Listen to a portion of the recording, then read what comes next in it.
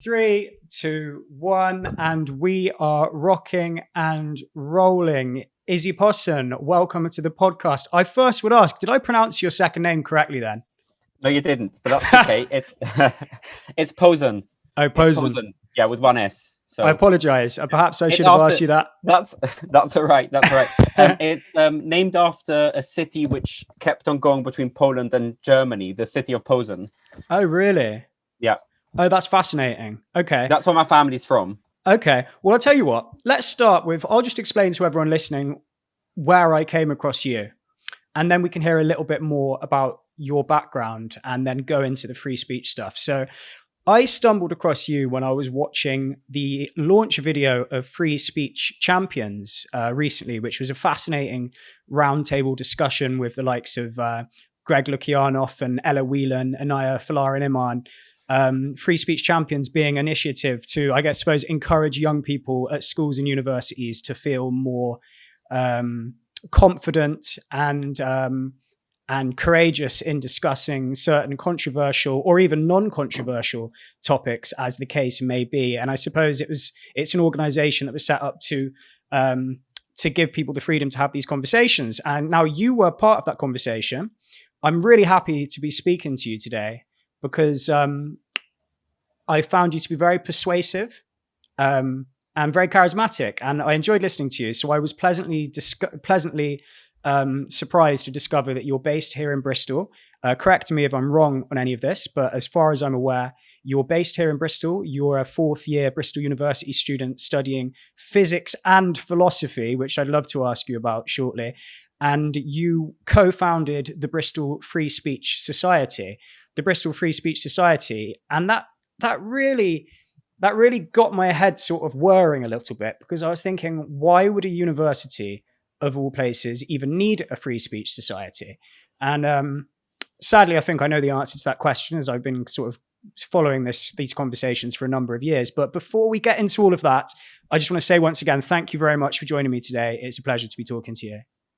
Thanks for having me. I'm sure we'll have a lovely conversation. So before we get into the free speech stuff, let's go back a little bit. Could you tell me a little bit just about who you are and what your background is? Yeah, sure. I actually have kind of a non-standard background, so I have a story to tell, and it is relevant to the topics we'll be discussing today, to free speech, because to understand the particular angle I come from and why I'm so passionate about this, it's important to understand where I'm coming from. So I grew up in the Hassidic community in London, in Hackney. It's an ultra-Orthodox Jewish community, which it's a lovely community, beautiful community. But in terms of values, in terms of way of life, it couldn't be more different to your middle-class student culture I found at university. Couldn't be more different. It's a community, it's a fundamentalist community based on very strict interpretations of ancient and biblical law. And I left that community in 2015 because I lost my faith. And I didn't believe in that way of thinking anymore. Now, the reason I had to leave, just to make sure you can hear me clearly, right? I can hear you clearly. Right. Please. Yeah, continue. So that is a community that is very, very, it's a bit of a loaded word to use, and I don't mean to judge, but it's very dogmatic. It has a set of strict rules that you have to follow and you have to believe in, and you mustn't question it. That's so important. You can't question the beliefs. And the beliefs are, we believe the world was less than 6,000 years old because God created Adam and Eve in the Garden of Eden, as described literally in the Bible. We didn't believe that dinosaurs existed. We believe that dinosaurs was made up by these atheist scientists in order to allow them to live their atheist lifestyle. And these are things you couldn't question. You couldn't ask about them. You couldn't, you had to follow what the rabbi said, and what they said is true. And I did question, and I faced tremendous backlash from it. I lost my friends in the community. I faced risks of physical violence. My belongings were stolen from me and burnt. And at the end, when I came out as an unbeliever, I was kicked out of the community. and had to leave because there wasn't room for questioning.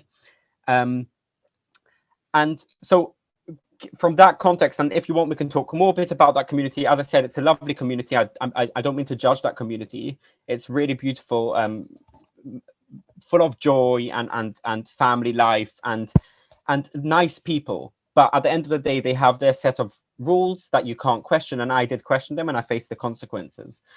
So fast forward a couple of years, I came to university. And by the way, I never in my life went to a legal school. I never had secular education. I couldn't speak English until I was 18. So I left the community, did my GCSEs at the age of 20, did foundation course. Eventually I came to university here. And I guess because I left a very high control community, my expectations were, I had this idealistic view of academic life. Oh, this is the place where actually you can ask everything. This is the place where you do come to question and to think and to question dogmas and orthodoxies. And I was so excited about it, just to discover that, yes, of course, I don't want to overstate this. Of course, universities are places where you can have discussions, much more so than the community that I grew up in. But there is a limit, and the limit is quite strictly enforced. And I'm sure we'll go into more about the details, but I was very shocked to discover that. And that's why I founded the Free Speech Society. And I guess we'll come back to it, I guess. I'm almost speechless. And the reason that I'm almost speechless is because I was very keen to speak to you as a student of physics and philosophy and as someone that set up the Bristol Free Speech Society. But just so everyone listening is aware, I had absolutely no idea the context of that background that you grew up in. And that really adds depth to this whole conversation. I suppose you've been primed to be able to spot the flaws in discourse more so than many other people, because I suppose many other people take their freedom and their liberty for granted. You know, I suppose when a country or a society is functioning optimally, then it's almost it doesn't deserve it doesn't get the gratitude it deserves, because when we have clean water coming out of the tap, and when we have a roof over our heads, and when we have liberty and freedom of speech, we take it for granted as things that we should have. So when someone in that position sees it degrading away, they're less able to notice it because they go, oh, that's not a big deal. That's just a little thing. Oh, that's not a big deal. That's just a little thing. Whereas because you came from a background where you saw this all around you, I suppose you were primed to understand it and notice it maybe better than most people. I want to add another thing. Absolutely right, what you're saying. And I do think I've developed a bit of almost like a radar to detect kind of dogmatism, because I guess I'm hypersensitive to it because I felt it very closely on my own skin. I'll say another thing. I mean, the concept that there are places in the world where people come together to ask difficult questions and to look for the truth and to dispel dogmas, that's an incredibly radical concept, right? This university thing, it's a miracle. It's a miracle. But people, primates we know from psychological study after psychological study that we are prone to dogma and bias. And throughout history, this was the norm. This was absolutely the norm. Every society has its very unquestioned set of beliefs, whether it was religious beliefs, moral beliefs, beliefs about the order of the family and people's place in the world. Very rigid. You couldn't question them, right? And that was the norm. That's what a lot of people don't understand. And like you say, in so many countries in the world, that still is the norm. I mean, in most communities in our country, that is the norm. Like if you grow up in a specific community, specific set of values, if it's a community that maybe doesn't have high levels of attendance and high education, right, there will still be dogmas that you don't question. Every community has it. And I guess, the idea that there can be a university where, well, we do question, and we are willing to ask very difficult questions and challenge really strongly held beliefs. And we'll come back to it, how it feels. Like, I'll tell you a bit about how it felt for me to first question God, even on a personal level, not about being scared of others, being scared of myself.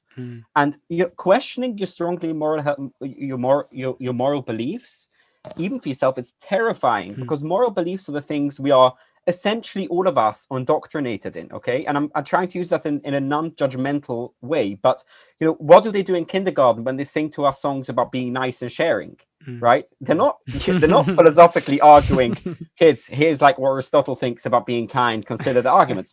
You sing a song, you're told that this is what you do, and if you don't do it, you're bad kids that has to stand in the corner, right? Emotionally manipulating children from an early age. But that's how we teach morality, right? And we Right. can teach to nicer ways and worse ways, through reward rather than punishment. By the end of the day, we just tell kids what's right and wrong. They don't question. And I think when you become older and you gain consciousness and you study, and especially university, sometimes you want to question these things, but it's really difficult. It's scary to question these things, especially when society all around you is telling you that this is the right thing, this is the way to view the world, this is the basis of morality.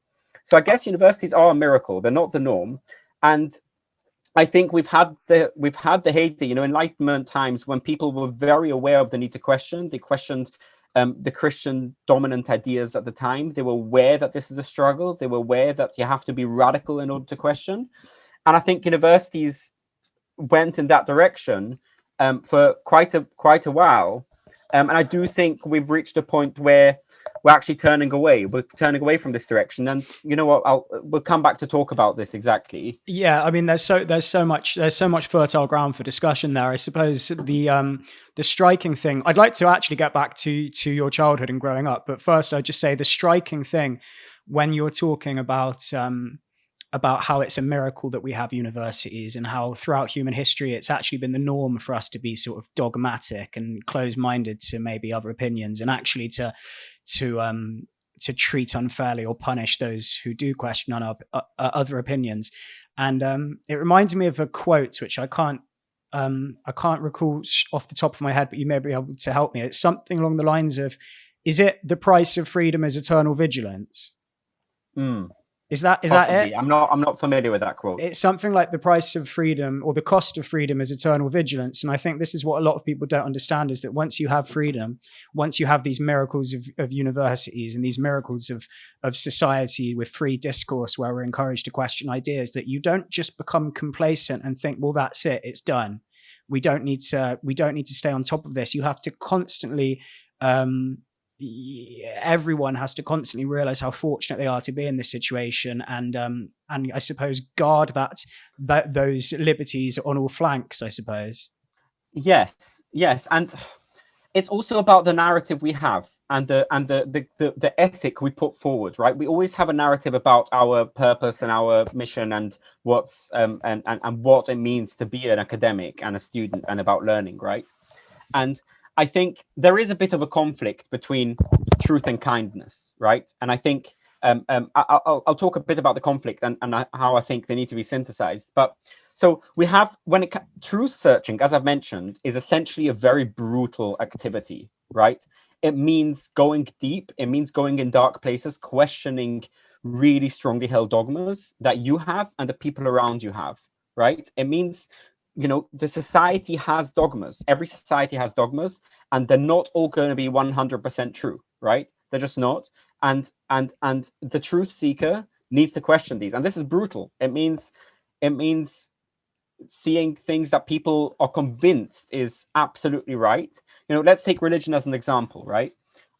If you wanted to be an atheist in the 19th century, right, that involved society has a moral foundation based on the idea of God, right? And that human is special because God created humans. All your moral values are based on that belief, right? Why don't you kill? Well, because God created humans with the image of God and dignity, and God doesn't want you to kill them, right?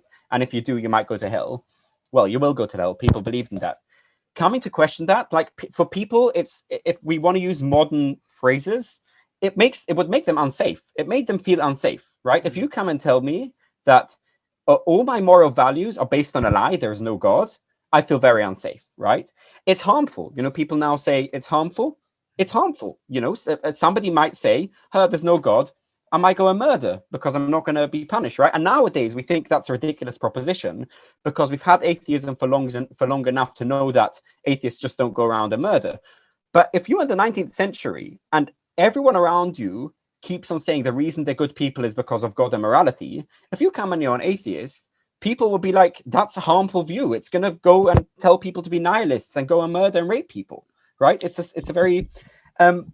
Yeah, so and I think that's part of the problem with it, because you could argue that in that belief that morality stems from God, that it strips people of their individual agency and it outsources our ability to be ethical creatures to some eternal, some external source.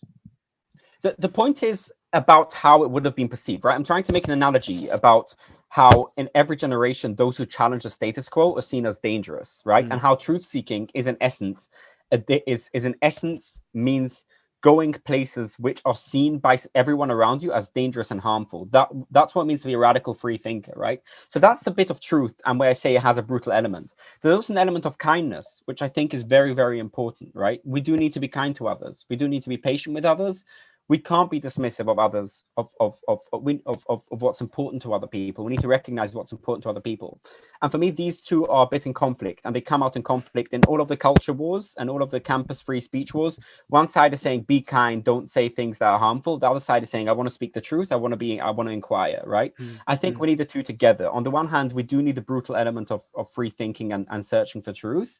On the other hand, we need to consider how we say it and try to be empathetic and sympathetic towards the people who what we say might hurt. But at the end of the day, I do think it's the truth that should guide us. We need to know what's true. We need to be able to question dogmas that we think might not be nuanced, might not be true, because that's the ultimate way that academics, that's the way of the truth seeker, of the academic. And as far as I'm concerned, university is about that. University is about, not being afraid of challenging the dogmas, not being afraid of challenging really strongly held beliefs and of radical truth seeking. And what has your experience been like at university then? For what was there a specific instance or a specific series of events or something you experienced, whether it be the atmosphere of the culture at university or a specific moment where you realized to yourself that I need to set up this free speech society because the culture here isn't quite as focused on open inquiry as it should be? Exactly. So let me talk a tiny bit about how I think what has happened in universities quite recently, and it's not it's not a new phenomenon, but it's a gradual kind of drift. So instead of people focusing, the truth and kindness thing that I spoke about, instead of people focusing on the truth element of free inquiry, on the radical nature of thinking, we have focused on the kindness, but in a way that makes the truth part incompatible with it. So we've focused on making people comfortable. We focused on not saying things that might upset people, right? And that is incompatible with free inquiry and with searching for truth. When you search for the truth, you're gonna say things that are gonna hurt others. Socrates was put to death, right? He was made to drink the hemlock because he was corrupting the youth, right? He was saying things parents were saying. He's giving them these new ideas. They're starting to ask what justice is and what being good is, right? They put him to death, right? But the radical miracle that I spoke about, the Enlightenment idea, is actually, we want to know what's true. We want to understand our world better. We're going to hurt people when we say things. We're going to corrupt some minds, corrupt some youth, but we need to do it anyway. And throughout the generations, that's what happened. And I think now in university, we're going back, we're letting ourselves be captured back by this humanity being scared of having the ideas challenged. So we're putting forward an ethic of safety and of comfort and using that to silence people's genuine quest for understanding and truth. And it's really sad because people like myself, people label us like, people will be labeled, oh, you're just a right winger, you're a racist, you're that. We're not. We want to ask questions. We want to understand. We want to look for the truth. And sometimes what we're going to say is going to be uncomfortable because the truth doesn't always coincide with what society believes. I mean, it would be a miracle if it did. I mean, not all of society are philosophers. People get things wrong. But the job of the academic, the job of the philosopher is to challenge them and say, well, actually, I don't think that what you just said follows exactly. I think it's a bit more nuanced than that. I think it's a bit more complex. Yeah, and I think I would even sort of go one step further in your when you kind of phrased it as truth seekers versus people that are trying to be kind. But I think a lot of the ideology that I see within social justice, it's not even people always trying to be kind. A lot of it, these people can be quite authoritarian, quite vindictive, and quite judgmental. For example, there's nothing kind about purposely misinterpreting the position of your intellectual opponents and calling them right wing and calling them racist. So there's almost something ironically religious about it, because throughout history, religion was able to enact unspeakable atrocities under the guise of moral superiority. And there seems to be that. I don't know if you agree, but that dynamic seems to be repeating itself with parts of the more the social justice movement in be kind, be nice, and yet these people are often some of the most unpleasant people that you can come across when it comes to open discourse. Exactly, and that's exactly why dogma needs to be questioned, because Right. dogma doesn't. It may start with a good basis, it may start with a good idea, but if you don't question it and you're not self-critical, then what happens? You become self-righteous. You're convinced that everything you do is right and good, and you don't have that critic. You don't listen to the critic. You don't have that other person in society to show you a mirror, to show actually this is no longer kind. You started this project because you wanted to be kind. Now you're not really being kind. Oh, you're being nasty to Yeah. large parts of the population. But because we're not self-critical, because we don't allow ourselves to question the dogmas, that's what happens. Dogma always corrupts. It always corrupts, and power corrupts. And on campus, there has become, on campus, there is power concentrated in a small group of quite radical people with radical views. And because the issue of censorship, which I'm sure we'll come to talk about more, self-censorship and people being scared to challenge narratives, you do have a situation where one side of a debate gets basically free roaming space. They can say whatever they want. The other side can't really. You can't challenge them. You have to be very careful. You might lose friends. You might get into trouble for challenging things. You're scared. And we do know, just to quote you a statistic, a recent study has found that up to 40% of British students report self-censoring in seminars, right? That means that there's a whole voice, almost a half of the student body that doesn't have their voice heard, that can't engage with these ideas, that doesn't hold the other side to account. Like, even like, let's talk from a left-wing perspective, right? Let's say we're both left-wingers, right? Even as a left-winger, I would want my ideas to be put to criticism, Of because course. that's how you grow as a thinker. That's how you know that's how you become nuanced. You can formulate your ideas more properly because you have your ideas challenged, right? But in a situation which campus is a bit right now, where we don't really have left-wing ideas challenged because people are scared to challenge them, we don't put them to robust criticism. Especially not all left-wing ideas, but especially like on highly politicized issues like feminism, race, gender, right? We don't really get to scrutinize them in a way that would be appropriate for academia, for truth seekers, and they get a bit bastardized because no one is there to challenge them. So people end up, even as a left-winger, I'm ending up in a worse situation because the ideas I'm holding are not really sophisticated because no one has challenged them. Of course, people don't get their own views. They don't, well, exactly as you say, people aren't able to hold their own views up to examination because they engage in this sort of circular reasoning, which is my views are correct and their views are wrong. Therefore, I do not need to debate them because my views are correct and their views are wrong. And it just goes back round and round in this little feedback loop. And like you say, everyone suffers, people on both sides of the conversation. And you said that 40% of university students self-censor. I think a recent poll showed that 50% of the British public feel that free speech is not alive and well in Britain. I mean, that's an astonishing stat. I don't know the exact background of where the poll came from or the research, but regardless of even if the number isn't that high, or maybe it's even higher, the point remains that everyone has felt a creeping climate of censorship over the last 2, 3, 4 years, where you have to be very careful about what you say. But I'm going to play devil's advocate with you here quickly, or not even so much devil's advocate, but just in an attempt to kind of see it from the perspective of people that think this is a good thing. There are people that may hear a conversation like this and hear us speaking, and they think to themselves, oh, but all that's really happened is we've become more tolerant to people from different backgrounds. We've become more we've become less patient towards bigoted attitudes, and as such we're seeing that reflected, so that the only people that care about free speech, or the only people that think free speech is a problem, are the people that want to say unpleasant or bigoted things. What would you say to someone that thinks that? So that is a really, really common thing leveled at free speech advocates, people who talk about academic freedom, or you just want to be bigoted, you just are not happy that now we're more tolerant and people are held to account. It's really, really frustrating to hear that. And it's really sad because, okay, let me just say right from the start, there are going to be people who just want to be bigoted and who are intolerant. There are people like that, right? There are going to be people who are going to cash in on the free speech thing. They don't really believe in free speech. They wouldn't want their own opinions challenged. They don't support free speech for their political opponents, but they just want to be able to say things that are no longer considered acceptable. Okay, that is not who. I can't give numbers, but I know many passionate minds, students. I know the free speech scene quite well.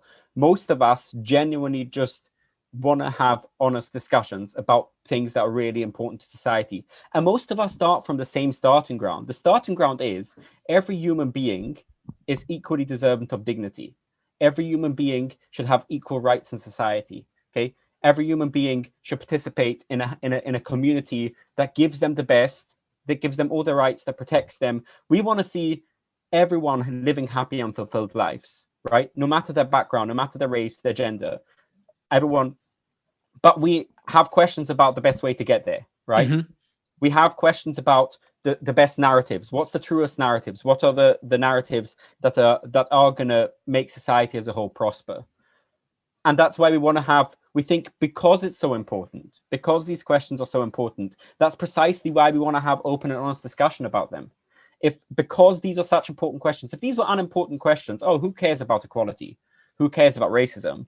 Then, all right, okay, people are dogmatic, people are saying things, who cares? It's not important. But precisely because we believe it's so important, we think the best way for society to know the way forward is to have honest discussion about them and to subject ideas to rigorous questioning and debate, because that's where the truth emerges. That's where nuance emerges. And we are worried that on these very important issues, we are being led by dogma. We're being led by very simplistic narratives of the world, and we're not going to achieve the best result we can achieve if we had a more honest discussion about this. Yeah, I think that's something that a lot of people don't realize in relation to, say, race, gender, sexuality, that of course there are a small minority of people that have unpleasant views on those topics, but by and large, most people agree in equality for everyone. But then there's still a conversation to be had about how we get there. What constitutes equality? What's the best way to go about it? But even more so, there seems to be a certain moral hysteria gripping society where the accusation of racism or sexism or homophobia is the same thing. The mere accusation is enough. That's it. Conversation over. The second the accusation is out there, there's no room for nuance. There's no room for discussion. You cannot even entertain the idea that there might be such thing as a false accusation, or someone might be overreacting or lying or being unpleasant. There's no discussion to be had. So there's all these gray areas which are off limits. There are lists and lists, and this is ever growing day by day, of people, good people who often people with very liberal views, very humanistic views, being cancelled, facing career termination, facing all kinds of threats because they had a different attitude to problems facing society. And I think at this point we should level with the audience something I've said earlier. Like, people can hear us talking and say, oh, they're talking about free speech. Look, they're speaking freely, right? We're having a conversation. We're going to upload on the internet. Well, no. Right now, I'm self-censoring, okay? Right. And I said this in the beginning before we went on talk. I am going to self-censor in this interview. I'm not going to say what I think on many issues. There's going to be things I would like to say that I'm not going to feel I can say. Why? Because my mental health is important to me. My social life is important to me. My career prospects are important to me. And I'm genuinely scared if I say certain things, things that I think are probably true, things that I believe in, Mm-hmm. that can severely impact my prospects. And this is not just a paranoia. I have in the past faced cancellations of things in my career. I don't want to go into details for things I've said, Mm-hmm. just things that I believe are quite mainstream in what scientists think, but in the popular narrative, there's a dogma that you can't say that. So I've learned my lesson. I do self-censor, right? And it's important to know. And why do I think it's important to say that I self-censor? Because that's the best I can do. I can't at the moment sacrifice my mental health and my career to say certain things. And it pains me that I can't say them, because I believe that self-censorship is also part of the chilling effect on free speech. But at the best I can do is tell the audience I am self-censoring right now. Just understand there is a problem. Even those of us who talk about it, we are self-censoring. I think that's important to say. I think it's important to say as well. And one of the chilling effects of self-censorship, I don't know if you experienced this, but it makes you feel disappointed in yourself. On a daily basis, quite often, whether there be a major news story or a major political event, and I think to myself, my opinion is perfectly reasonable. My opinion is perfectly balanced. My opinion comes from a good place of honest intellectual inquiry, and yet there's not a chance in hell I'm going to share it. And that's this interesting thing about free speech, because someone will say, well, no one's stopping you from sharing it. You're free to speak. The police aren't going to turn up at your door, although we do see increasing examples of that in this country, but we'll leave that to one side. If I was to speak freely about my opinion on even something like the Meghan and Harry interview, if something goes big enough, or even this girl that went missing a few days ago and that was found killed, which is absolutely tragic. Like, when these things happen, what happens very quickly is that a societally acceptable narrative forms within minutes, it seems, or within hours. And any attempt at nuance, any attempt at saying, I agree with this part of it, but I'm not sure about this part of it, will be enough to have you smeared. Now, there's people listening to this who'll go, okay, cool, you'll get smeared. You may have your reputation tarnished, but you're still free to say it. But then the response to that would be, these are the type of people that will say freedom of speech is not freedom from consequence. But if the consequence of speaking your mind coming from a balanced, reasonable, honest, caring, even empathetic place, the consequence of going up against the societally accepted narrative is often losing friends or family members, losing your career, losing your reputation, and not having people respond to you in good faith. People don't listen to you and go, okay, I hear what you're saying, and I'm going to give you the benefit of the doubt and understand that your position, you've come to it from an honest place, and now I'm going to discuss the meat of it. You will be misrepresented. You will be dragged under the mud. So when people say free speech is alive and well, no one's stopping you from speaking freely, it's almost beyond belief that there's people that actually think this, because surely every single one of the people that say this, that say free speech is alive and well, you're free to say what you want, surely they must be aware that there's certain things that they're not allowed to say, that there's certain things that if they even stepped a toe out of line, they would lose friends and have their reputation dragged through the mud. So how can you hold those two beliefs simultaneously? How can you simultaneously know that your life and career could be ruined and your reputation could be in tatters? And you even mentioned mental health.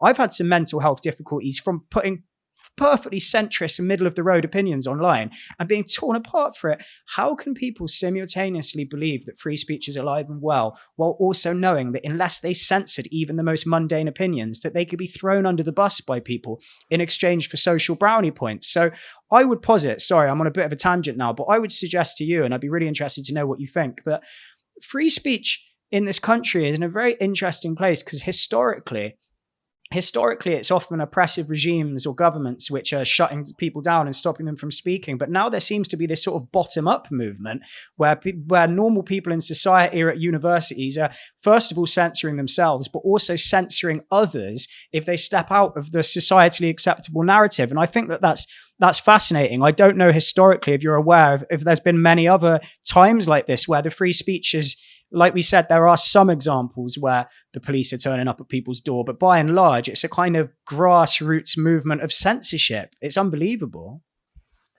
Spot on there. And I think this thing you said about bottom up and top down is very important. There's an important distinction when we talk about the free speech thing, and it's good to be precise so that we can answer our critics adequately, right? There is two things. There is free speech in terms of the law and the government imposing things, and then there's another thing which is more bottom up thing about a culture.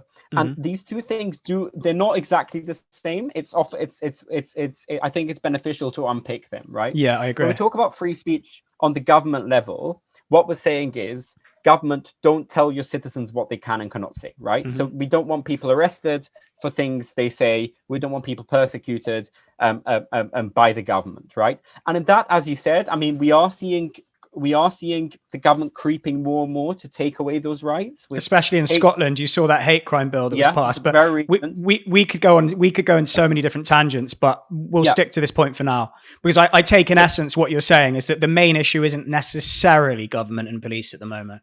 Exactly. So right now we're not talking about that. We're talking about a bottom-up thing. And you ask what other point in history this was a thing. Actually, I'm gonna say at every point in history, right? And I'm gonna go back to this radical Enlightenment idea that we should question our dogmas, right? Throughout most of history, throughout most of human culture, that's a crazy idea, right? Cultures aren't usually that self-aware. We don't, as a rule, question, right?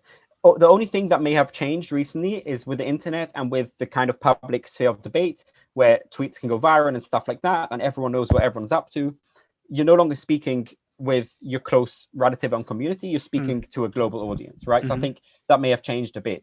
But let's go back to this radical idea that we spoke about earlier, this idea that we should question things, right? I think for me, the bottom-up free speech thing is it's not about rules and laws, it's about an attitude.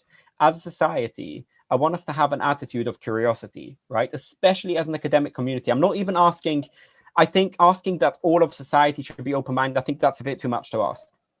I don't want to come across as elitist, but it's very possible that many people just don't have the ability to be that open-minded. I understand what you're saying, and I think that's why this free speech debate is so difficult, because it's affecting everyone, but there's a large amount of people that they're just getting on with their lives. They're not the type of people to have these types of conversations, and fair play to them. God, it must be much more peaceful if you can just crack on with your life and not pay attention to this stuff. But what's happening is, via cultural osmosis, everyone's feeling it, but they may not have the intellectual tools or the background or the even interest in understanding exactly what's going on. So I'd say that there's a small number of people engaging in these debates. There's a small number of people shutting down these debates, and the free speech debate is raging between a small number of people. But the majority of people are ignoring it / wanting to just get on with their lives, while B, feeling the chilling effect of it via cultural osmosis.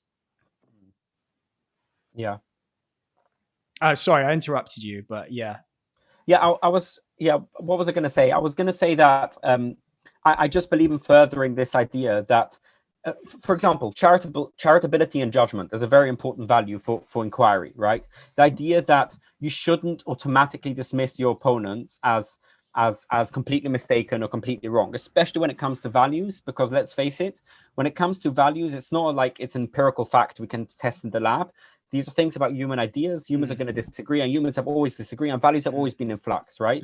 So when you want to put out a centrist opinion, I'm assuming A, if I'm being charitable, which we should be in judgment, I'm assuming A, you don't have racist intentions, right?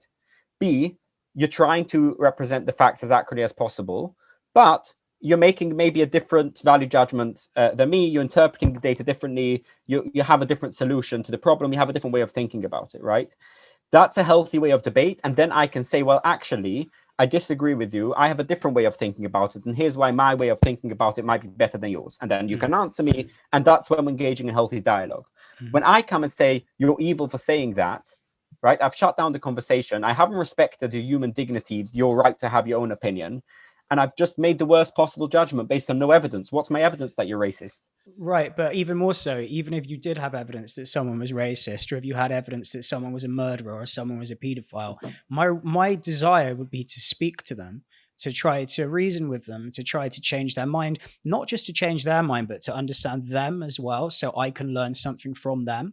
So even if I was to speak to someone that had committed the most heinous crimes, my knee-jerk reaction would not be to just shame them or ridicule them or say you're not worthy of my time. Now, look, if someone was to meet someone that had committed the most heinous crimes and their conclusion was, I don't want to speak with this vile human being, then that's perfectly fine. They're obviously well within their rights to do that, but it still doesn't change the fact that that approach actually isn't tantamount to learning. I think what you're saying is, I think personally I'd be inclined, just like you, to want to understand. I think that's the difference between somebody who wants to understand the world and somebody who wants to judge the world, right?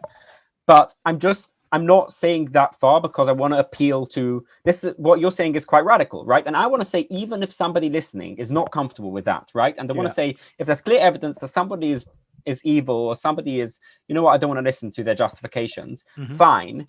But this is not the majority of cases. Like the cases that we see, people being cancelled, events being cancelled, people facing social consequences for saying things. We are almost never, when it happens in our context, almost never dealing with people who are evil, who have ill will. We're talking with people who are curious and have arrived at different conclusions. So my modest call, I don't even, you don't need to be radical. My modest call is just be charitable in judgment. Don't assume that somebody is evil and has bad intentions if there's no evidence for that. And listen, they might have a different interpretation of the world. They might have different values. Be curious. You can't be so sure that your values are absolutely right. We don't know. We're fallible beings. So be open-minded. Be willing to engage with people who say things that are different to you. I think this is where the current climate is confusing for a lot of people, because it really plays on people's good intentions. Because there is an epidemic of referring to people as bad and evil and negative and wrong.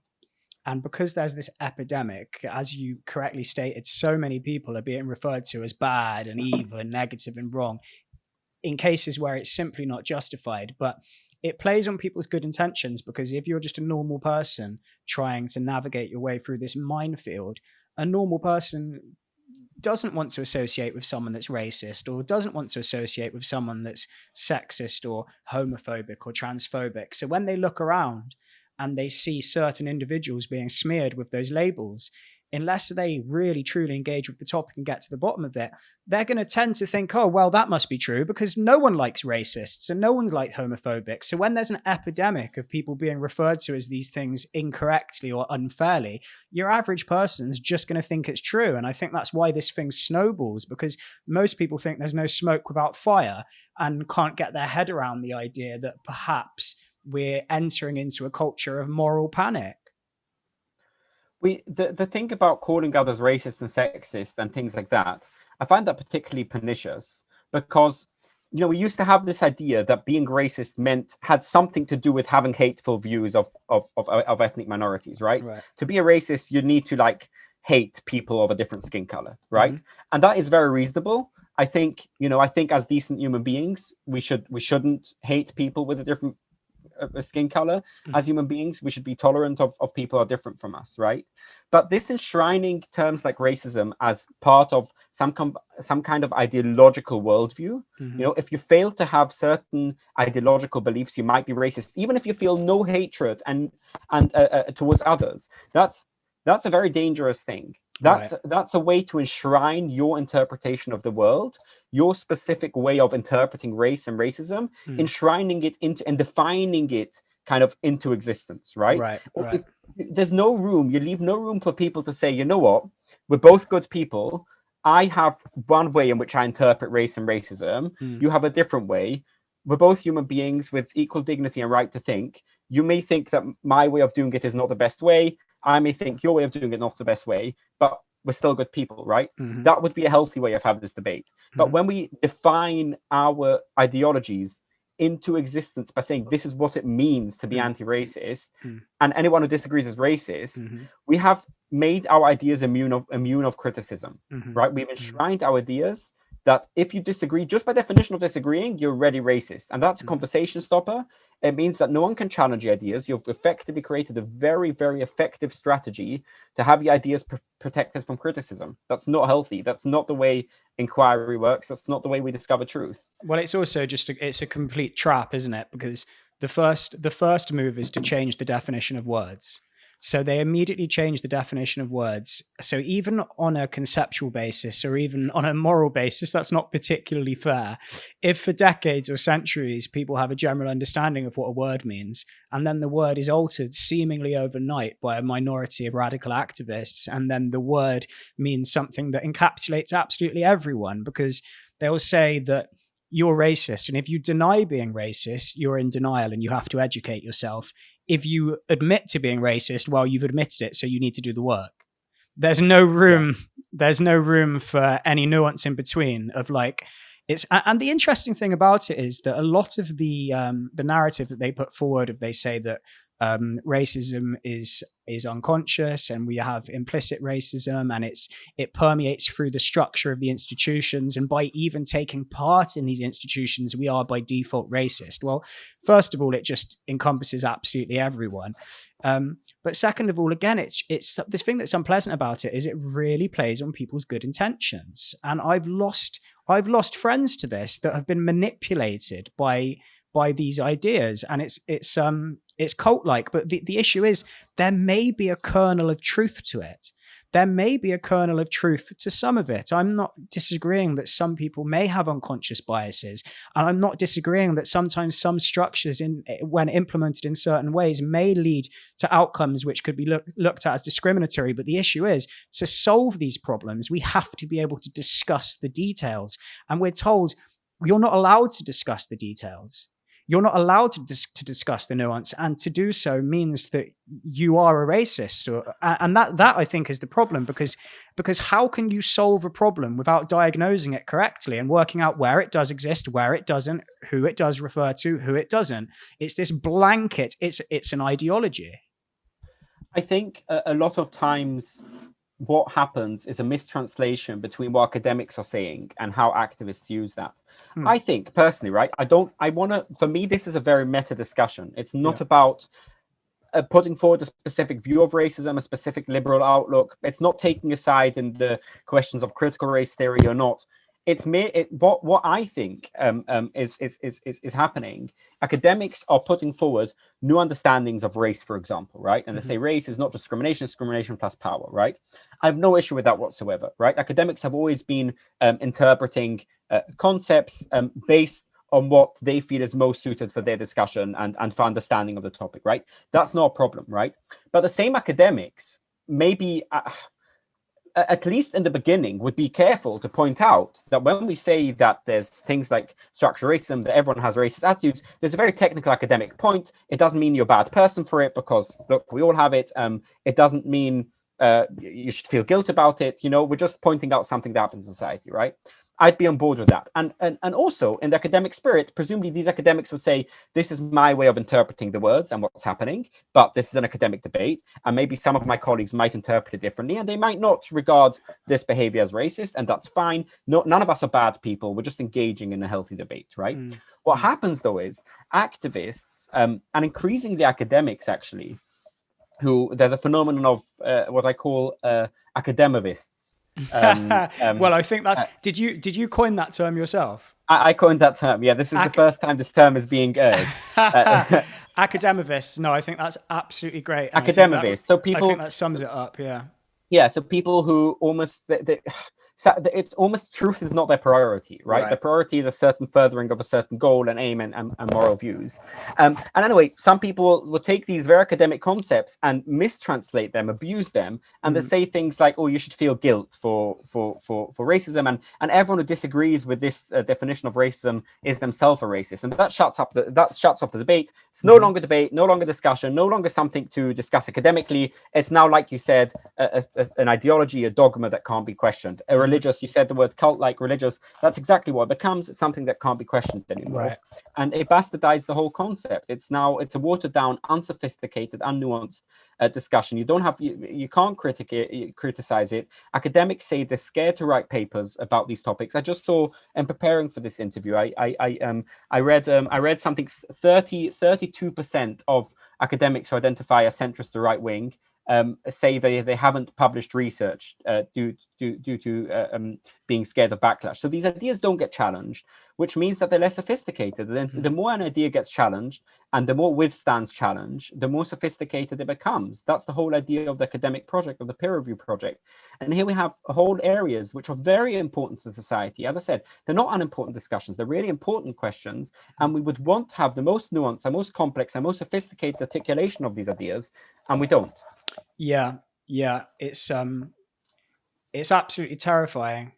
And I think if you're someone that considers yourself on the left, which I did for many years, and when I take a political compass test now, I still find myself just left of the center.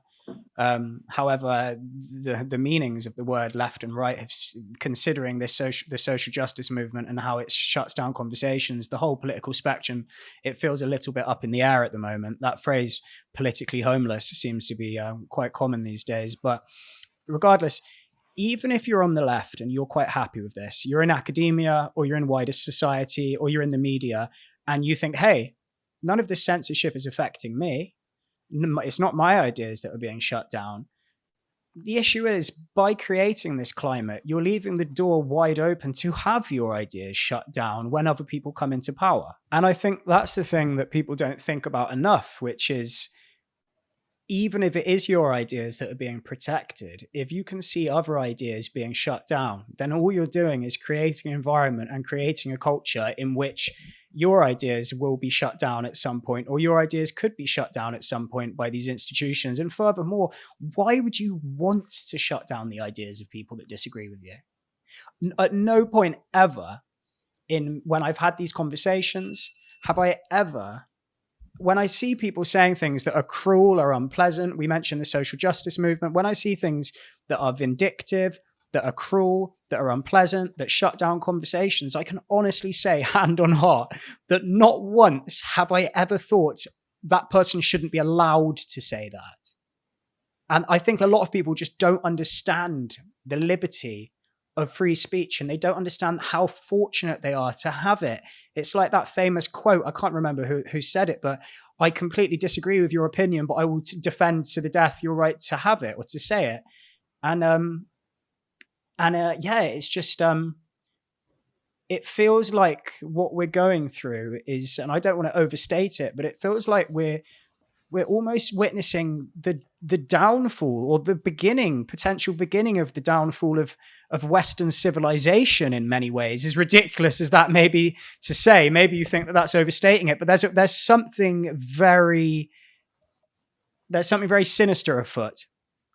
Yeah, I don't know if I'd go that far. I don't. It's a big statement to make. I do think you might, if you want to put it a bit more modestly, you might say we're seeing the downfall of the Enlightenment project, maybe. Right. So we are in a post-Enlightenment era where the idea that we used to be very passionate about truth-seeking, about nuance, about tolerance. I mean, let's talk a moment about tolerance, right? Because we spoke earlier about often how the same people who go on about kindness all the time are often very unkind, right? The whole idea behind tolerance, the idea wasn't that we're all exactly the same, and therefore, because you're the same as me, I can tolerate you. The idea was the exact opposite. We're different, right? We're different in many, many respects, different cultures, different views, different religions. And I tolerate you because you're my fellow human being, and you also have a right to a dignified life and happiness, right? Nowadays, a lot of the circles that parrot tolerance all the time, it's almost like, well, look, firstly, we're going to define a group of people who are like us, who share our values, who share our ways of thinking. And then we're going to say, oh, you're all like us? Well, you're welcome. You're in our community. We'll be nice to you. People who aren't in that category, right?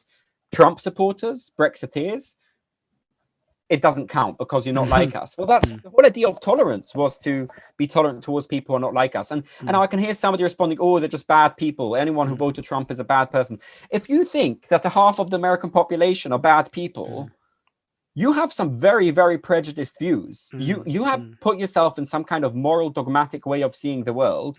If you genuinely think the half of the American population, half of the British population are bad people, that's a very miserable worldview to have. You better check your values and the way you look at human beings, at your fellow human being. Most human beings, they want to have a happy life. It's live and let live. They want to protect their family. They want to just enjoy human creativity, human meaning, right? Just because they don't have your ideologies, your concerns, your priorities, just because some of their priorities clash with yours, maybe even you think that some of their priorities are misguided, right? Let's even assume, let's go ahead and make the moral judgment, right? Let's assume I'm a strong leftist and I'm going to say Trump supporters have done something very damaging. They voted in Donald Trump, right? Brexiteers have done something very damaging. Still doesn't make them individually bad people, right? I'm sure some of them are. There's some people in every human group are bad people, right? But your average Trump supporter, he might have different priorities. He might not see the world in the same way as you do. He's not a bad person. Where was I going with it? You would think that the most charitable perspective of half the British and half the American population is just that they're honestly mistaken. If you're a leftist and you believe that Trump and Brexit were absolutely terrible decisions, then the most charitable way of looking at that would be they're honestly mistaken. How can I communicate with them with compassion? And especially tolerance. Like, let's bring back the idea of tolerance. They are different. I disagree with their lifestyle. I disagree with their views. I'm going to tolerate them because they're human beings. And I'm going to feel empathy with them. And I'm going to have compassion with them because at the end of the day, they're human beings who feel. And sometimes it feels in certain circles, they use the word tolerance a lot. But when it comes to it, they only tolerate those who are like them. Right. 100%. Yeah, no, I've definitely seen and experienced a lot of that for sure. I suppose I'd like to sort of bring it back to we haven't even touched on it yet. What inspired you to set up the Free Speech Society at Bristol University? You mentioned already that you're like censoring to an extent. So perhaps there's certain names or certain people or certain events that you want to leave out of this because you fear the backlash. I don't know. Tell me what inspired you to set up the Bristol Free Speech Society? Of course. In my first year, I attended the annual members meeting at our student union, and a motion was put forward to ban TERFs from campus. So those who don't know, ban TERFs from campus. So TERF is I don't even want to say a descriptive term. It's part slur, part description. It stands for trans exclusionary radical feminist, and it's used by some people. And I don't want to generalize whole groups. I'm very careful. I don't think that, I'm not going to use words like, the woke mob and the trans lobby.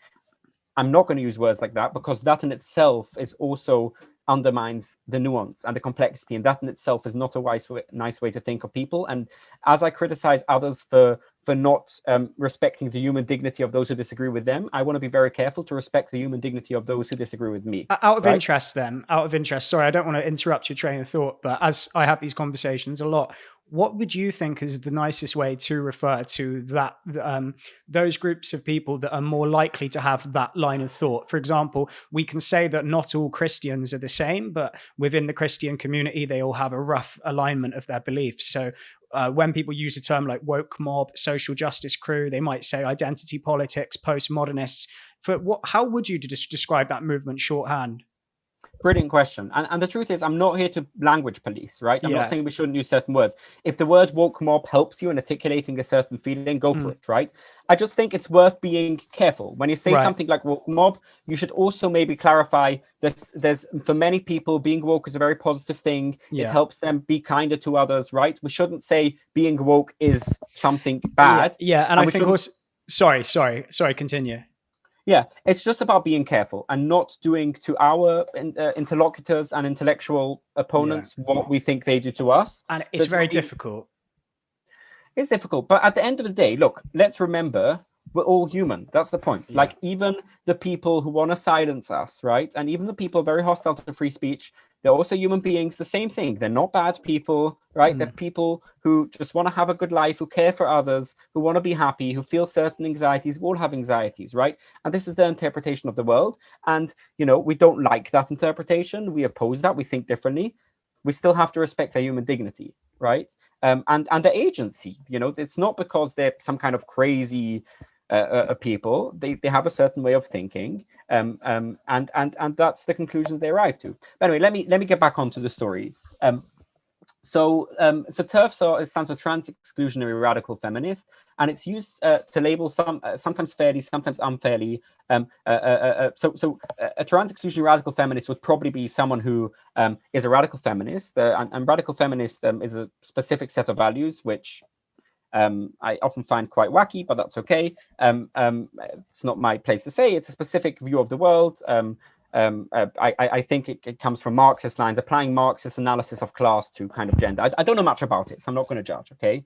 But some of them think that because of this struggle between males and females, trans women don't really fit into that. Like, trans women, are they just men taking up women's spaces? Are they men kind of trying to impose the patriarchy on women's spaces? I don't know, things like that, right? And they get labeled trans exclusionary radical feminists. Just to confirm, would you say that within the trans exclusionary radical feminist movement, there's people that have perfectly reasonable opinions in opposition, such as questioning the role of transgender women in male sports or male bathrooms? Absolutely. So this is what I was about to get onto. That the problem is with just this is used as a slur. It's not only a description. It's not a self-identity. This often slapped on to a whole range of people. I mean, I know people who are decidedly non-feminist at all. They say, I'm not a feminist, and they'll be called a TERF, which has the word radical feminist in it. So it's almost used as a blanket. By some people, it's used anyone who doesn't follow the kind of orthodoxy on how to view trans people and what's the best way forward.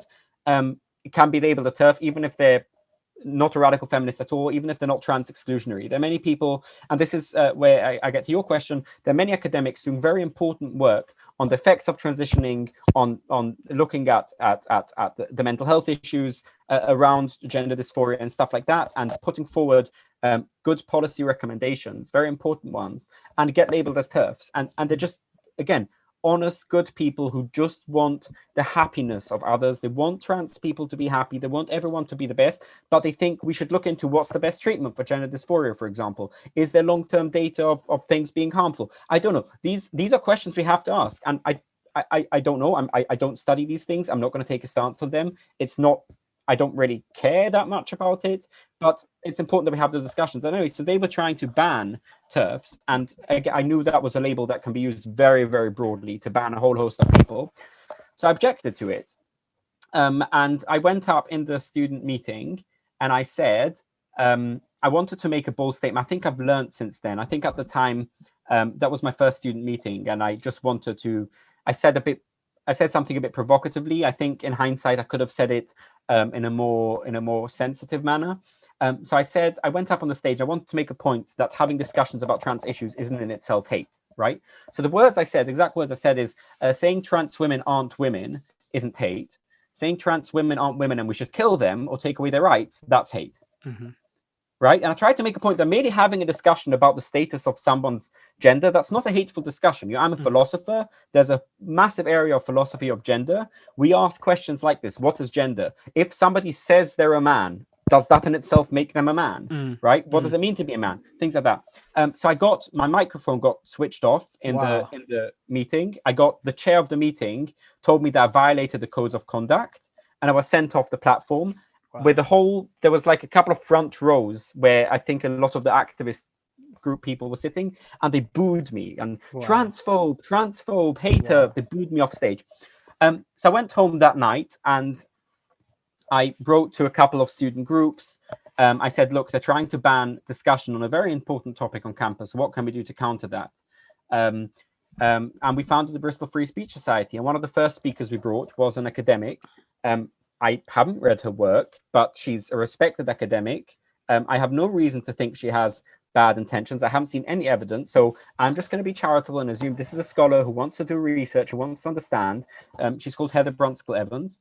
We invited her for a talk, amazing talk, really, really well attended. That talk did get interrupted by activists who physically came, stormed the room, jumped onto the lectern and intimidated the speaker and tried to disrupt the event. But thankfully, it wasn't too bad. I don't want to overemphasize it. There was security. They were there for a couple of 5 minutes, and then security took them out. And we had a lovely, interesting lecture and a lovely discussion. There were trans people in the audience who participated. No one was being hated upon. No one was being misgendered. No one was having the identity. What's the phrase? You're having denying my existence. Denying my existence. Yeah. No one denied anyone's existence. Right? We're having such a ridiculous phrase. Come on. How is it? If I say I'm not convinced you're a woman, how did I deny your existence? It might not be. It's not a sensitive thing to say. I shouldn't say it in your face. I don't think it's nice to go to somebody who clearly, has issues around the gender image and who wants to present a certain way. I think we should be kind, right? I don't think we should go to people and say, "Oh, you're not a woman," right? I really don't think we should do that. I think we should respect.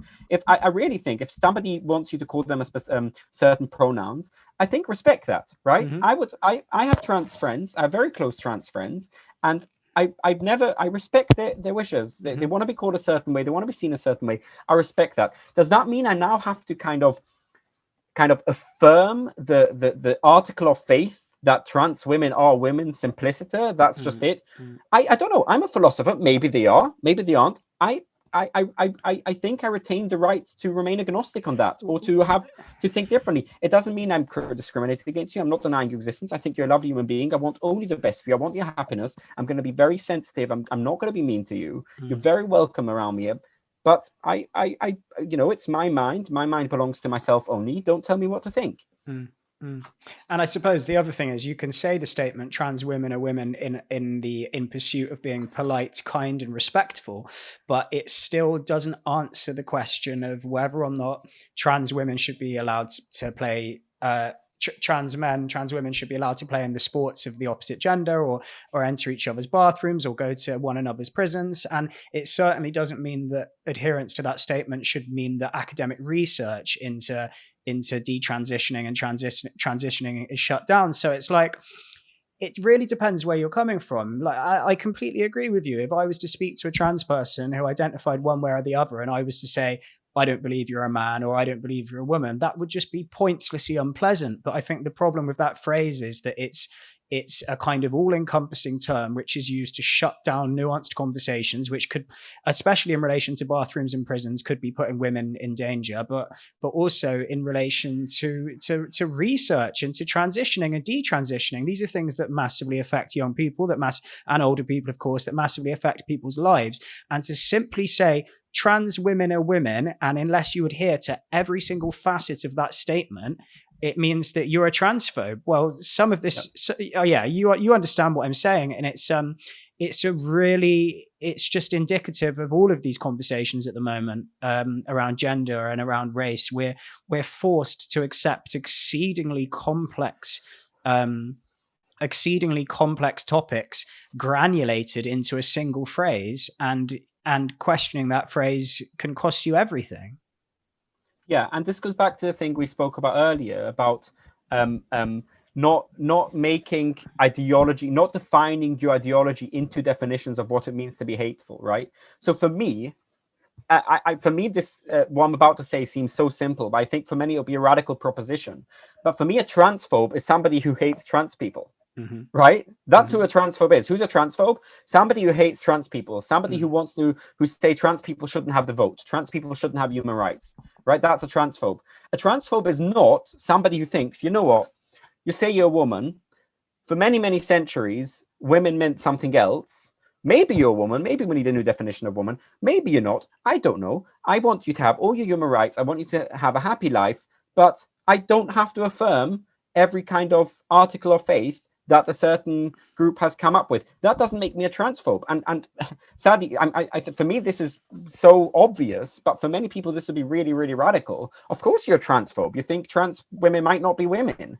Mm, mm. It's a philosophical question. Lots of philosophical questions are unsolved. I mean, very, very important we don't know what truth is yet properly in philosophy, right? We've been, for 2,000 years, we've been asking questions. Philosophy is very, very complicated. Philosophy of gender, very complex. There's no consensus amongst scholars. No one has figured it out. No one has the final answer. Let people be agnostic. Let people have the freedom of their own thought to make up their own minds. Don't tell them that because they might come to a different conclusion, they're hateful suddenly. No, we're not hateful. That's absurd. And it goes back to what we were saying about the changing definition of terms, the changing definition of the term racist, and the changing definition of what constitutes as male and what constitutes as female. It's like seemingly overnight, definitions of exceedingly serious and complex language has been altered. And even on a practical sense, it seems uncharitable. Let's have a little thought experiment. Let's pretend that the new definition of the term racism, or the new definition of transphobia, let's pretend that they were correct and true, and that these new definitions were things that we needed to abide by and introduce into our lives. Even if we agree on that, it still seems uncharitable and unpleasant to expect millions of people to catch up overnight and be the worst type of human being if they haven't done so. Even if we were to agree that the changing terms were correct, we would still presumably think there would be a transition stage, for want of a better term, that may last decades for millions of people to understand that exceedingly complex issues, the definitions of them have changed. It seems like there's something quite callous and malicious. Not only has the definition of everything changed, but we're going to completely ridicule you and chase you out of town if you don't immediately catch up with it. This is something that's quite, I don't think, have we spoken about democracy yet? I don't think we have. I don't think so. So this is, for me, the way society's values always evolve over time, right? It's a natural process, always happens. And in the modern era, it happens much faster because communication is so quick, and we talk a lot about politics and stuff like that. So everything gets discussed and politicized and moralized, right? For me, a crucial part of democracy is the citizens get a say on basically how to structure our life as a nation, right? How to structure our life. And that includes political decisions, right? Whom to vote in, what policies to vote in. But it also includes, for me, roughly speaking, moral values, right? So the kind of values we want our country to abide by. We have something called British values, which is quite a bit nebulous, but the kind of values we want our country to abide by is largely democratic. It means that, it's not somebody top down preaching to us, telling us what to believe. We don't have the Pope telling us what's right and wrong. It's deliberative. Citizens decide what's right and wrong, and these evolve over time. What do we do when we want to change a culture, when we want to change values, right? Let's say I am an activist. I think there's an injustice in society. I want to change it, right? And this is a very important part of deliberative democracy. What do? I argue, I explain, I campaign, right? So I can come up with good arguments for why I think my new value is better than the old one, and I can go around, I can educate, I can lecture, I can get people involved in discussion, and if I'm persuasive and if my arguments stand the test of criticism, then maybe I'll be lucky and my values will catch on, and democratically a majority of the nation will come to see that that's our attitudes need to change on this, right? Mm-hmm. That's a democratic way of doing it. That's a way that respects the human dignity and human agency of thinking for ourselves. Yeah. That's not what's happening at the moment, right? We are having ideas forced upon us, right? It's not democratic. It's not people voting in and saying we want these changes. It's a small group of very influential, very loud, very powerful activists. And it's important to focus on the word power here, because often you hear claims saying, oh, we're not government, we're not power, we're grassroots, right? Well, there's a different kind of power, there's a different kind of capital. They do have a lot of power.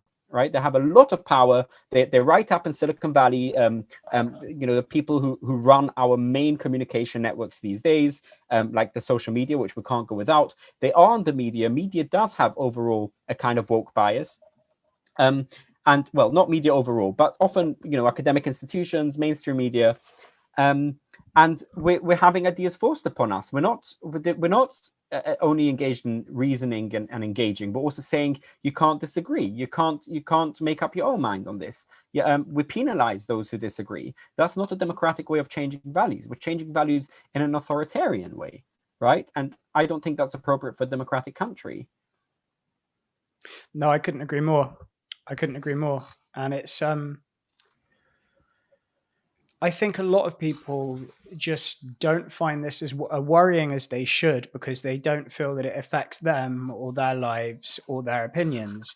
And I think, it's for want of a better term, it's a privilege to hold that position. And the fact that people don't have to worry about it is proof that we have been living in a free society for so long. But I think what everyone wakes up to these ideas when it happens to them, or it happens to someone that they know. And I think that the issue is that we need to be able to see it happening to others and find it just as concerning when we see it happening to others as if it had happened to ourselves. It's interesting you talk about worry, how worried we should be. That's a really good question, right? How worried should we be about the developments? I don't know yet. I'm open-minded about it. There's part of me that thinks this might get really, really bad, and this might get worse and worse. Like you say, almost the death of Western civilization. I think that's a bit. I don't quite think it can lead to that, but a certain restriction of a certain kind of complete reversal of liberalism, a certain restriction of the kind of freedom of thought we value. On the other hand, sometimes I think, no, it's a very brief kind of interlude.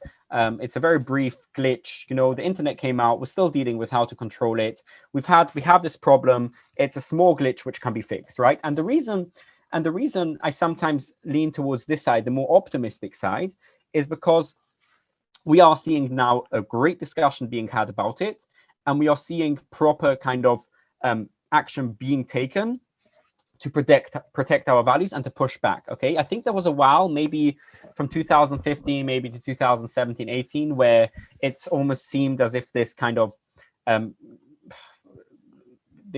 more censorious or kind of anti-free speech or judgmental, whatever you want to call them, this kind of thing take over a bit universities, and almost having a free reign.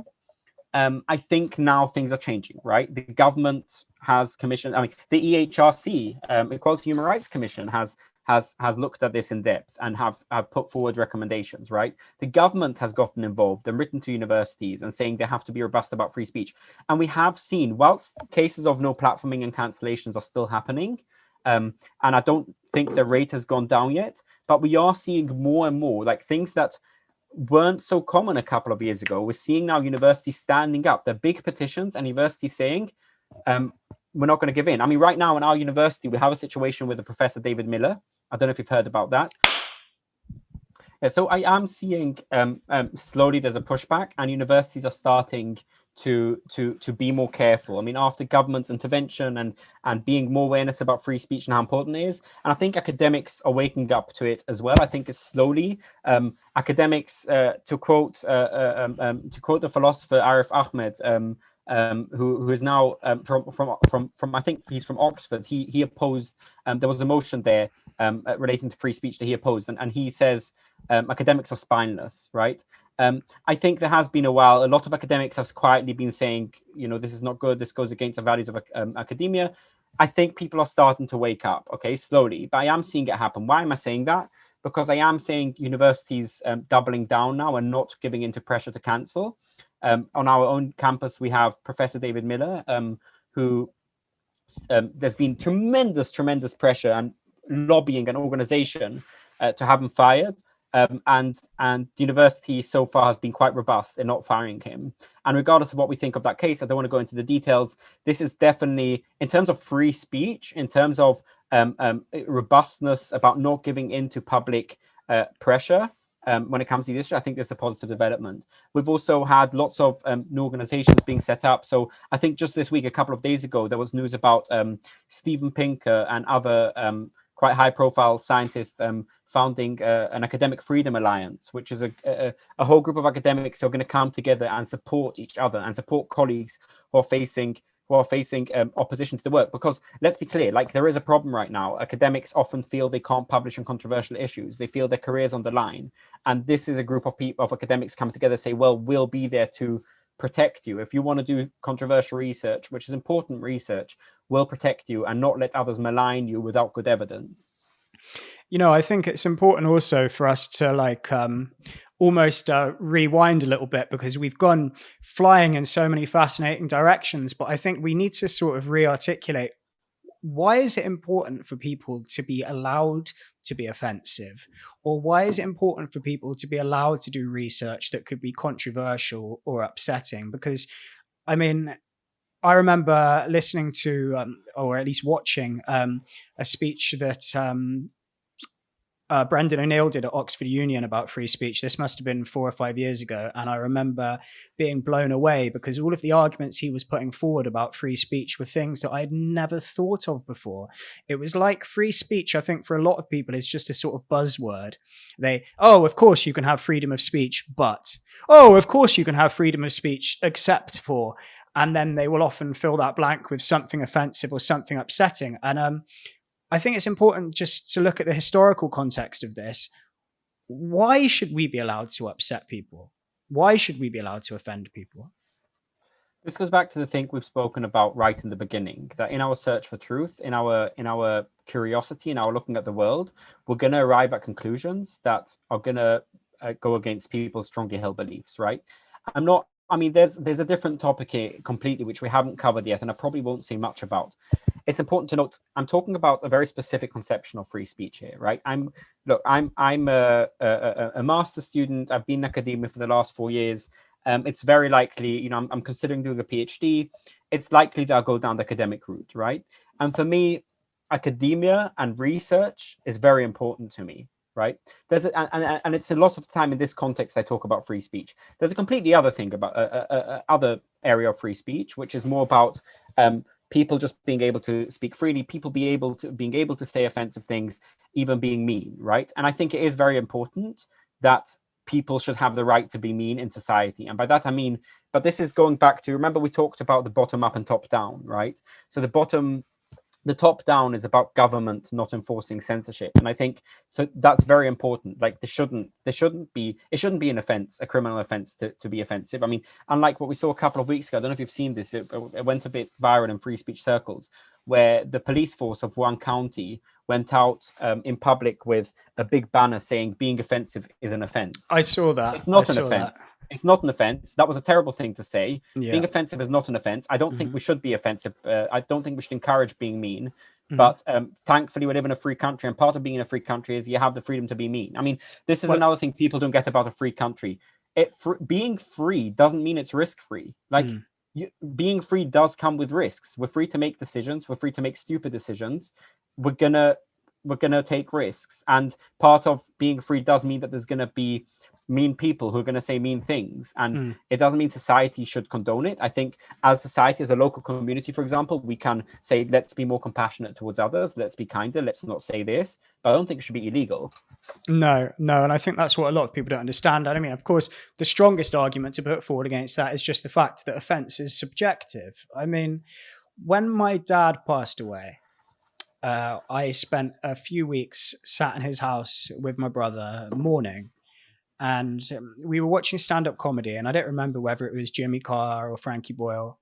Someone made a joke about cancer. My dad had just died of cancer.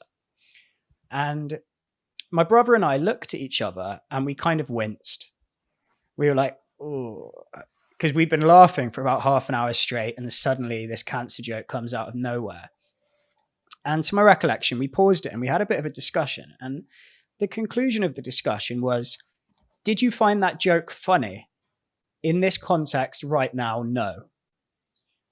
Do you think that the joke was well written and could it be funny in a different context? Yeah, it was a good joke. Should the joke be banned? Definitely not.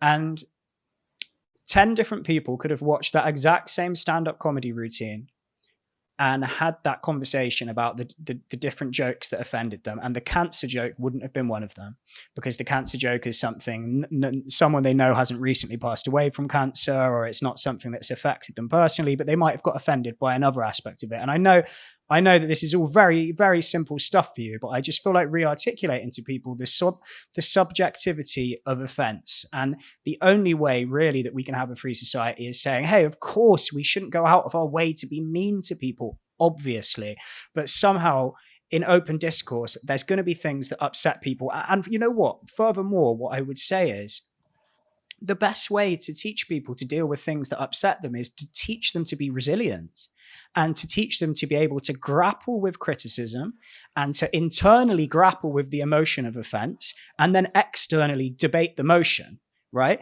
And tell people, hey, you know, it's sticks and stones at the end of the day, isn't it? You have to be able to be resilient, to have that internal strength of saying this thing really upsets me and I don't like it, but I don't get to change it. And I think that's the thing. There's this focus on victimhood and emotions, but I think it makes people less resilient and more weak. It's not good for them. Yeah, absolutely. I mean, it's not. It's interesting. I've seen a clinical psychologist. I think they practice CBT. They said something like, the current cultural norms around safetyism and comfort and protection and coddling is the exact opposite of what I would advise in therapy sessions with clients, right? If you suffer from anxiety, you come to a therapist, the therapist will try to build resilience with you. CBT is about exposing you to danger, right? And making you feel not completely comfortable with danger, but livable, right? And because that's a healthy life. We all face things in life.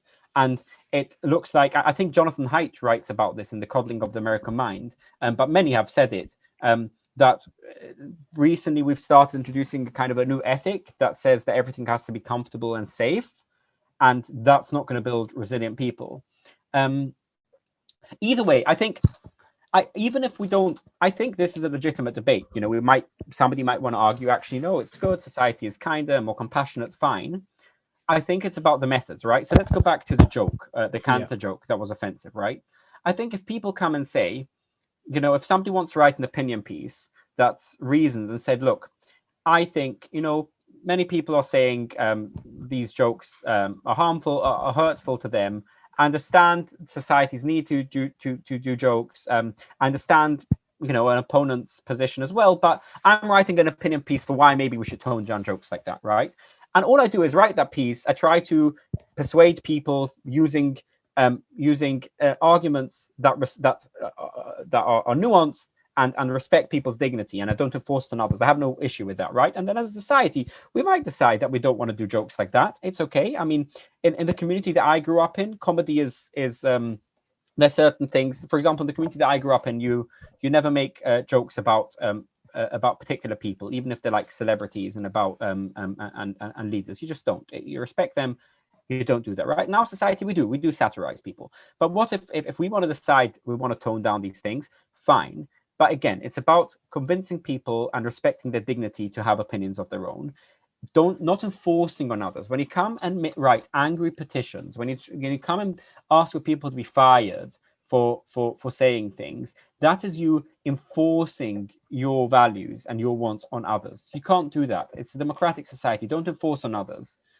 Yeah, it comes back to what you were saying about democracy once again, doesn't it? There's a fundamental difference between the general opinion of the public mood through, like you gave the example of opinion pieces and discussions in private and in public. If the general public mood reached such a point that people didn't really want to see those jokes and it was discussed in a democratic fashion, then that's one thing. But as you say, when people are cancelled or fired, and I imagine that there may be some people listening to this, or some of the activists that you mentioned earlier, that they'll believe, however, that that's exactly what they're doing. They'll think we are doing this democratically because all of us dislike this comment or this person, etc., etc. But the methodology by which they reach their conclusions isn't through reasoned debate. It's not through taking people in good faith. And furthermore, they don't listen to the fact that actually, arguably, a majority of people don't agree with them and are being silenced into not speaking.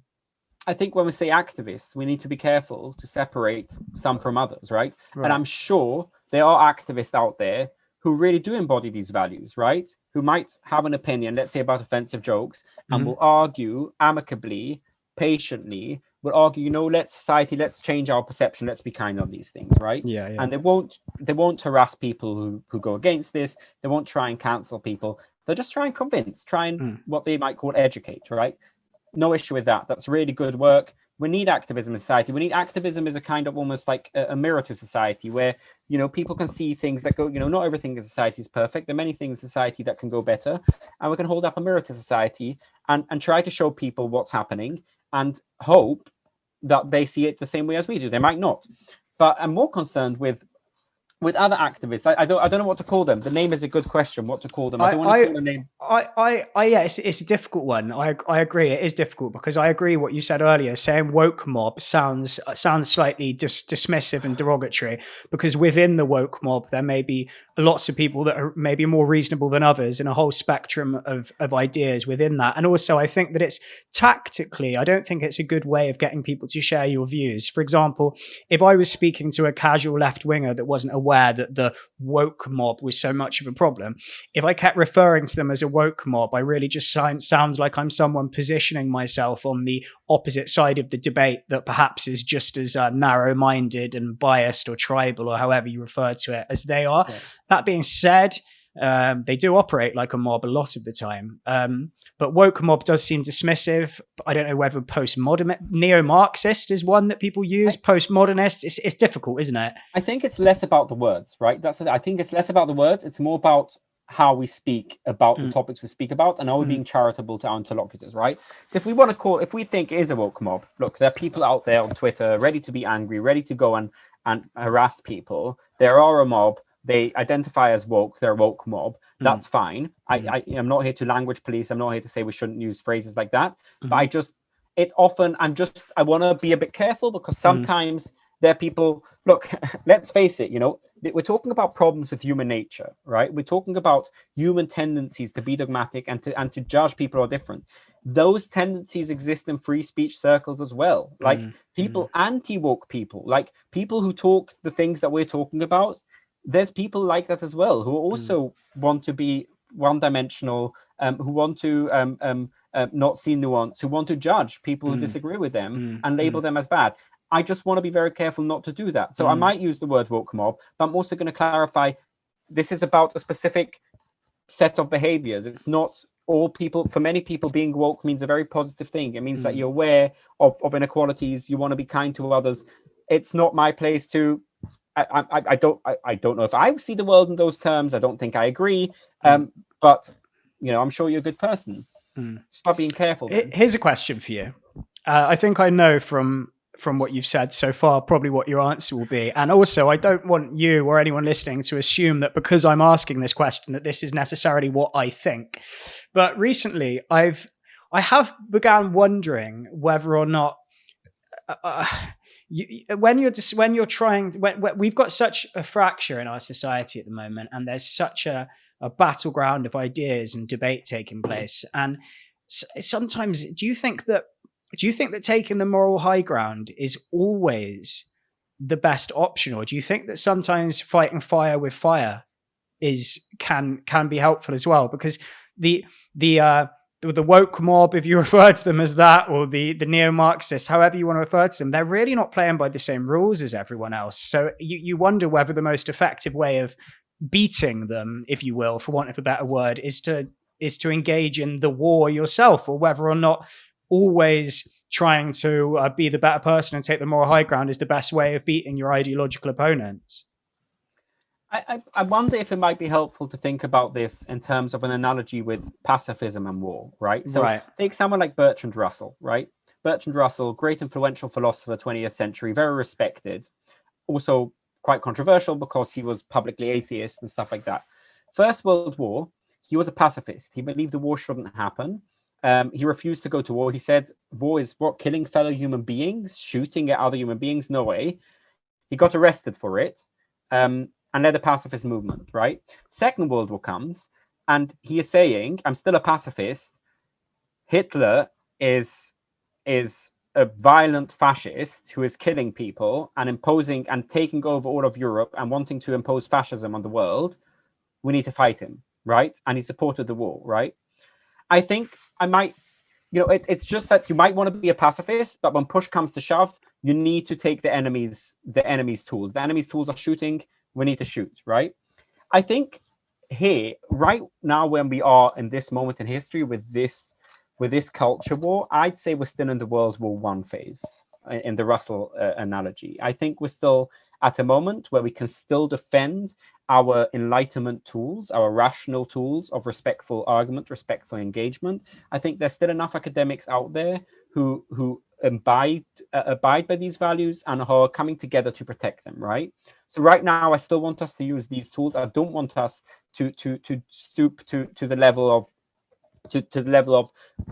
I don't want us to use counter enlightenment tools to protect enlightenment. I don't want us to use intolerance and judgment and hatred and stuff like that to protect the values of tolerance and acceptance and kindness.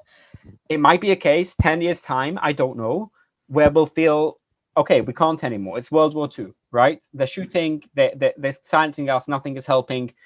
We might need to take these tactics. I hope it won't come to that. I'm hopeful it won't come to that. We're definitely not there yet. I'd say at this moment in time, definitely use rational, use calm, use kind methods. Don't, if somebody is being a troll to you, if somebody is harassing you, don't harass them back.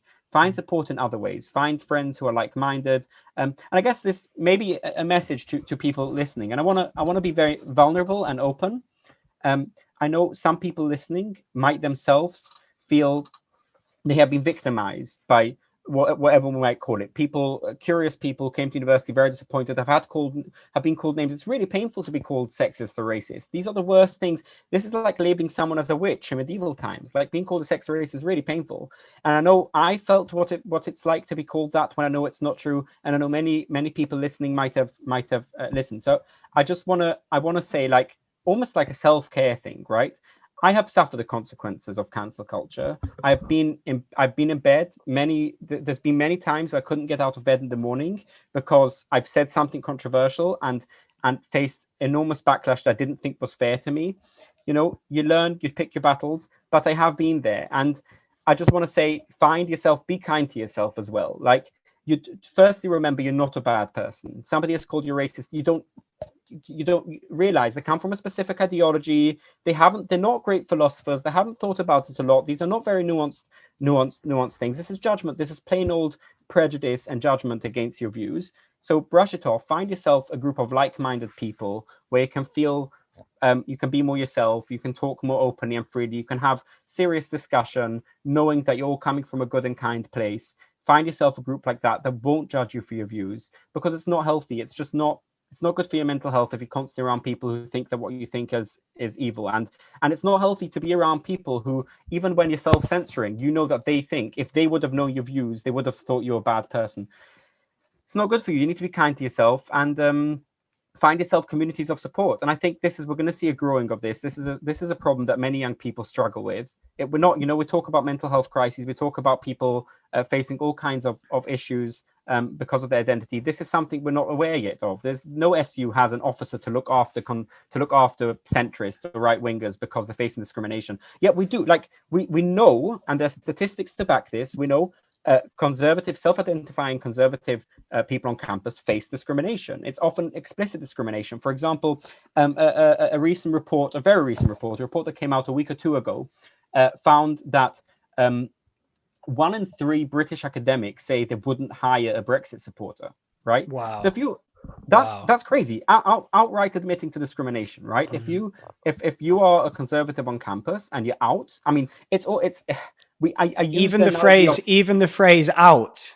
Exactly, it's coming out of the closet. I know many people who voted Tory. They're in the closet, right? And I'm sick of hearing the response. Well, they voted Tory. They should face the consequences. Voting Tory, like more than half of our country voted Tory. It doesn't make you a bad person. You might think that somebody voted Tory is uninformed. You might think that their values are not exactly the way that like yours. They're not a bad person. You can't demonize them. I'm sick and tired of hearing on campus phrases like Tory scum. Tory scum? Are you calling a fellow human being scum? Not just a fellow human being. A fellow human being that has views that align with what the majority of the country think. You think a majority of the country is scum? You should be ashamed of yourself for saying that. Where's your treating people with dignity? So I just want to say, like, it's difficult to be on campus if you're a free thinker. Find yourself a community of support. Look after your mental health. You don't have to say everything. Sometimes it's not comfortable when you self-censor. I hate it when I self-censor, but you got to prioritize your mental health, and you don't feel that it's your responsibility to always to be the one who corrects everything. Sometimes you just got to pick your battles. Izzy, that was beautifully put. And we've only got a few minutes left. So what I would just like to do is say, first of all, those final points you made, I would love to speak to you again sometime, and I would really love to share with you my experiences. I would love to be vulnerable in return and share with you some of the experiences I had in the professional wrestling community, and close friends of mine over the last year or so who have been, I believe, swept away by an ideology. And I'd really like to talk to you again about that. And another thing that we haven't really got round to, but I'd love to have an extended chat with you about this if you ever want to, is to hear more about your upbringing. And I just want to say how courageous I think it was of you to think for yourself and to leave that community at a young age. I know it takes a lot of bravery, and I almost feel that the bravery that it took for you to do that is probably far more profound and far more meaningful than the battle for free speech on campus. But I mean, I don't want to put words in your mouth on that. I just want to offer you sort of my respect and admiration for the fact that you went through that process as a young man. And yeah, I'd love to hear more about that. But yeah, like I say, I've got my stopwatch in front of me. It is ticking away. So I guess I just want to say thank you so much for talking to me today. I feel like we've gone all over the place. Do I have time to add 1 minute? 1 more minute of you have time. Do I have the time? You have to listen. You have time to. You certainly do. Please go ahead. All right. Okay. I just want to say, if young people do want to organize this, as I said, we are waking up to this. It's a climate that didn't. We're in a bit of a new phase in this issue because now there's much more support. So I just want to say, young people, if you find yourself on campus and you want to build a community of people who are more accepting of each other's views, who are more value viewpoint diversity, but don't want to judge others, want to have more open discussion, go ahead. Set up, there's resources out there. So firstly, I want to point people to the Free Speech Champions. It's we started the talk with that. That's where you met me. It's a new organization, brand new organization, still in its baby stage, but will definitely kind of grow and find its place, which is set up to help students in that situation, set up free speech societies on campus, have support on their free speech issues. And just, you do have power to do stuff. Get together with a couple of friends, set up a free speech society, go together, meeting groups. It doesn't even have to be public. If you're scared, if you're worried about your reputation, find a couple of like-minded people, meet up. Obviously now it's pandemic, lockdown. I'm not saying people shouldn't respect lockdown, but on Zoom or after lockdown, meet up with friends and talk openly. Find yourself a place where you can talk openly. And where can people find you if they want to follow you? I'm on Twitter at Posen Izzy, Posen Izzy. Maybe we can put it in the bio or something. Yeah, sure. I'm not very active there. I have a blog. Don't write that much, so I don't know if it's useful linking to it. Yeah, I'll link it underneath for sure. Yeah. I feel like there's, I must admit, I feel like we've only scratched the surface and there's lots more that we can speak about. But it's been a real pleasure speaking to you today, mate. Thank you very much for joining me. As I say, I'll put the link to Free Speech Champions and to your Twitter in the bio below the video. And yeah, I'm very impressed by your input to this conversation. And it's been a great pleasure talking to you. Lovely. And you're a great host. You're a great host. You led the conversation in good places, and it was nice to hear your views as well. Thanks very much. All right. Well, hopefully we'll get the chance to catch up again sometime. Yeah. All right. All right. Thanks very much, mate. Cheers. So we're not closing the let's no. I'm just going to stop. Right.